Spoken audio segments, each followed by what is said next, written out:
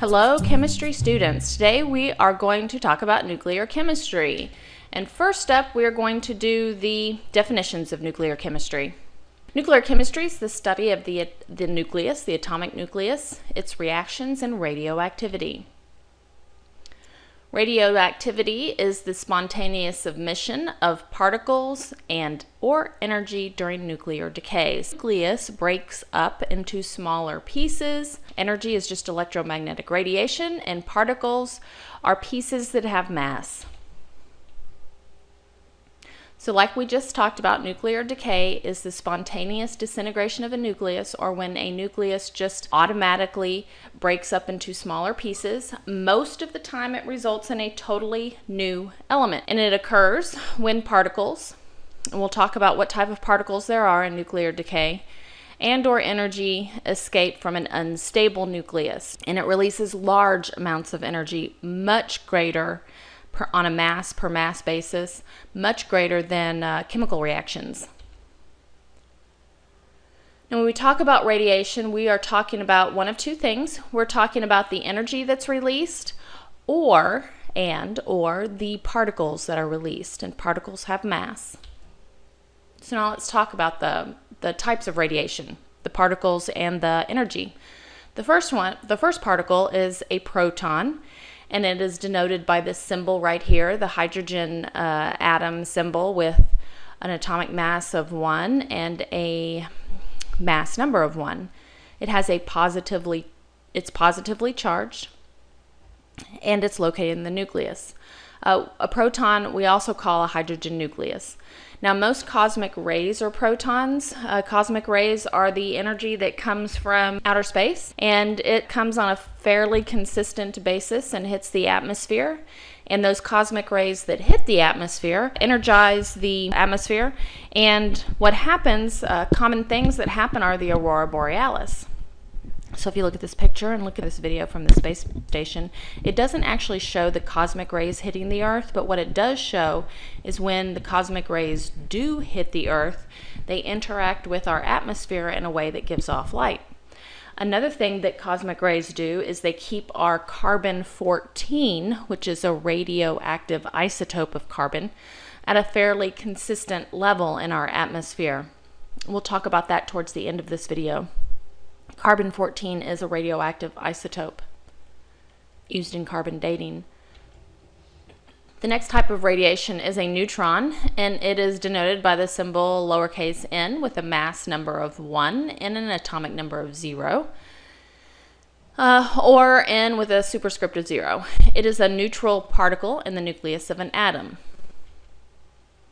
Next one is the electron. Now we've talked about the 3 subatomic particles, or we're about to talk about the 3 subatomic particles that you already know about, the protons, neutrons, and an electron. An electron is also known as a beta minus particle. The symbol is a lowercase e with a mass number of 0 and a charge of -1. Now if you notice, we put the atomic number as a -1. I'll explain that in just a minute. The mass number is 0 because it takes about 2,000 electrons to equal the mass of 1 proton or 1 neutron. So it's a very, very, very small number.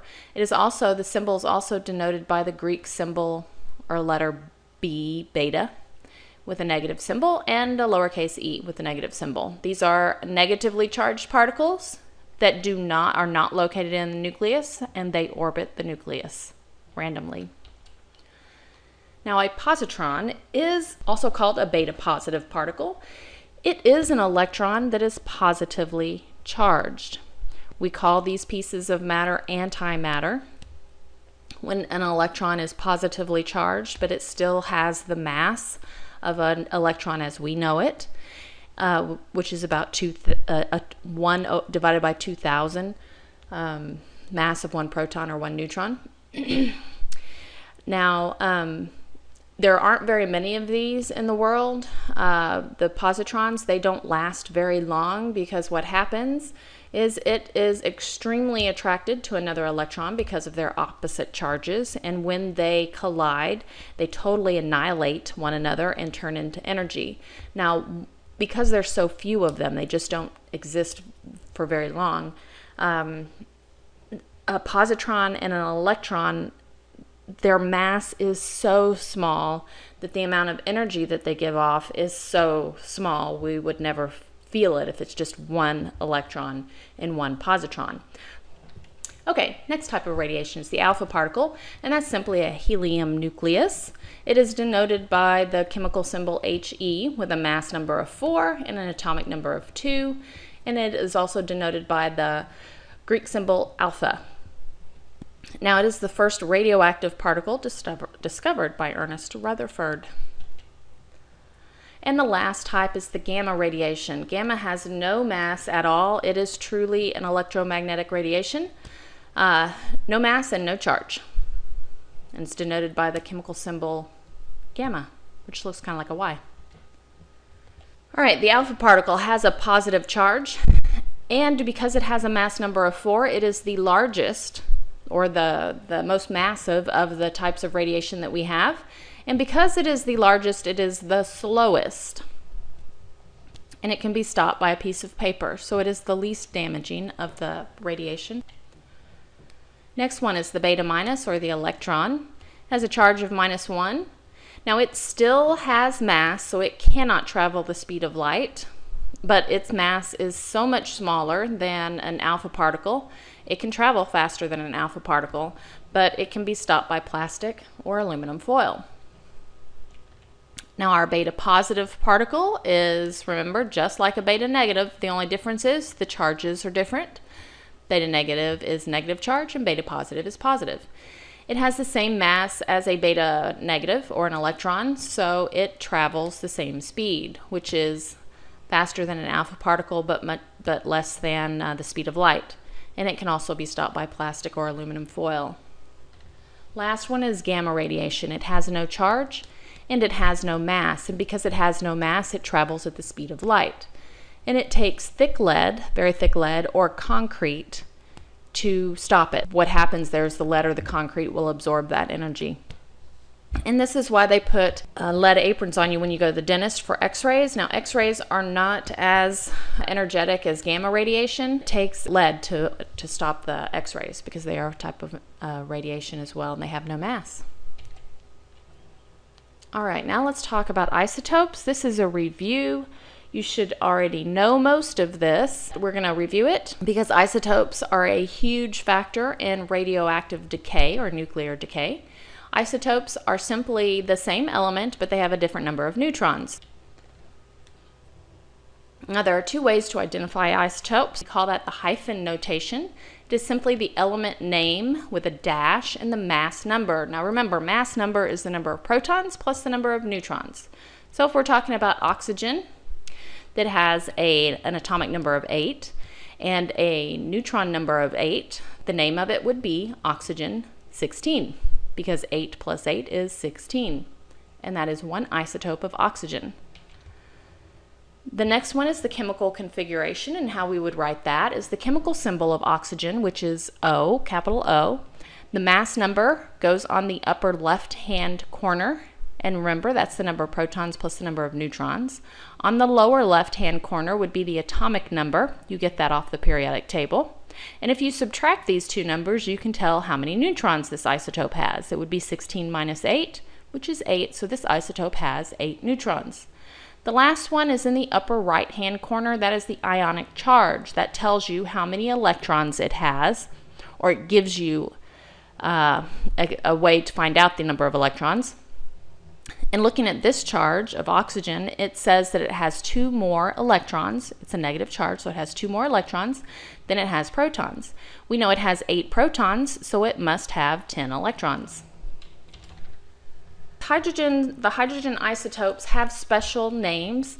Most other isotopes do not have their own special names, but hydrogen does. Protium is the most abundant hydrogen isotope, and it has simply 1 proton, no neutrons. Deuterium has 1 proton and 1 neutron, therefore its mass number is 2. And tritium has 1 proton and 2 neutrons, and it has a mass number of 3. Deuterium and tritium are radioactive, and protium is not. Now, how you can tell, one way you can tell if it's going to be radioactive or not is by the number of neutrons in the nucleus compared to the number of protons. It is thought that neutrons in the nucleus are there as a binding energy to help support the protons to stay together, because protons are positively charged. They don't want to be next to each other. And in a nucleus, they are very closely packed. The neutrons are there to help keep them together as like a binding energy. But if you notice that hydrogen only has one proton, it does not need a neutron to bind it with another proton, because if there was another proton there, it would now be helium. It wouldn't be hydrogen. And therefore, it doesn't need it, and because it doesn't need it, that would be the most stable form, is just a proton. Once you start adding mass to an atom, an unnecessary mass, which would be a neutron, then it becomes radioactive and it wants to get rid of it. And when it wants to get rid of it, the nucleus will decay. And when it decays, that means it's going to get rid of something, either a proton or a neutron, or an electron if it's outside of the nucleus. And in this case, deuterium has an extra neutron that it does not need, and tritium has 2 extra neutrons that it doesn't need. So they are very radioactive, which means they spontaneously decay. So why are some isotopes radioactive and others are not? The reason why is the proton-neutron ratio, what I just talked about. It determines whether an isotope is radioactive. Generally, not always, but generally, elements with an atomic number of less than or equal to 20 prefer a 1-to-1 ratio. There are exceptions to that. Hydrogen is an exception, but in general, for every one proton that an atom has, it would prefer to have 1 neutron with that. So if it has 2 protons, it would prefer to have 2 neutrons. Elements with an atomic number greater than 20 prefer a 1 to 1.5 ratio. So for every 1 proton, it prefers 1.5 neutrons. Now remember, you can't have a half a neutron, you can only have a whole number neutron. And that's not the case for every single atom, it's just in general. Transuranium elements are elements with an atomic number greater than uranium's atomic number, which is 92. They are all radioactive. In fact, any element with an atomic number greater than 83 are radioactive, and the atom with the atomic number of 83 is bismuth. So the element that comes right after that is polonium, and anything after and including polonium is radioactive. Okay, so now let's do a couple examples for isotopes. We need to write the hyphen notation in the chemical configuration for an iron atom that has 23 electrons and 32 neutrons. Now remember, for our hyphen notation, the first thing we are going to do is we write the chemical name, or not the, the element name, which is iron. And then we do a dash, and then we write the mass number. Now the mass number is the number of protons. The mass number is the number of protons plus the number of neutrons. All right? So the number of protons in an iron atom is 26. And we're given the number of neutrons, which is 32. So our mass number is 58. So over here, iron 58 is the hyphen notation for this isotope. Now for our chemical configuration, the first thing we're going to do is write the chemical symbol for iron, which is Fe. And then in the upper left-hand corner, we put our mass number, which we've already calculated is 58. Bottom left-hand corner, we put our atomic number, which we've already looked at and saw that it was 26. Now up here at the top, we put the charge. In order to find the charge, we have to find out how many electrons that it has. And it says it has 23 electrons. So the charge is simply the number of protons minus the number of electrons. Oops, sorry about that. Number of protons minus the number of electrons. So we've got 26 minus, and it says we have 23 electrons. And that is 3. And that's a positive number. So our iron will have a 3 plus. Now it says, write the hyphen notation and determine the number of protons, neutrons, and electrons for this chemical. Now P stands for phosphorus, So our hyphen notation, we always write the element name first, phosphorus, and then a dash, and then the mass number. Our mass number is right here, so it's 32. So the hyphen notation for this chemical is phosphorus 32. Now we need to find the number of protons, neutrons, and electrons. Okay, the number of protons is simply atomic number, and that's given to us right there. So the number of protons is 15. The number of neutrons is simply the mass number minus the atomic number. The mass number is 32. The atomic number is 15, so the number of neutrons is equal to 17. Then our number of electrons. The number of electrons, if you look up here, this phosphorus has no charge, which means the protons have to equal the number of electrons, so the number of electrons would be 15. Now, I would like for you to write the hyphen notation and chemical configuration for the 3 isotopes of hydrogen. You can assume that each isotope is neutral. I'd like for you to do this on your own and then come back. So pause the video and then come back and check your answers. So pause the video, please. All right, here are the 3 isotopes of hydrogen, protium, deuterium, and tritium, and their hyphen notation and chemical configuration. And you guys are done.